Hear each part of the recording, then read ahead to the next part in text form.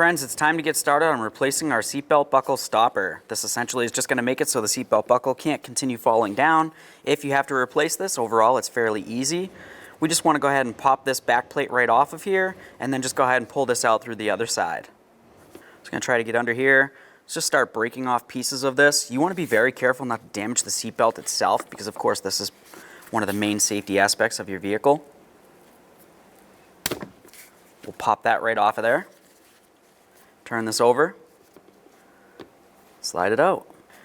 Now you're going to want to make sure that you keep track of that hole, because we're going to be putting our new stopper directly into that. You want to go ahead and do it, and you want to make sure that you don't damage the seatbelt like I said before. So I'm just going to take the little pin tab there, slide it through the same hole that I removed the original one from, bring it around, and now we can take the back piece. You want to have it so these little prongs that are sticking out are facing towards the seatbelt itself.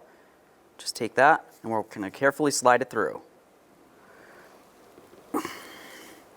That locks it in. That feels as though it's functioning properly. Perfect.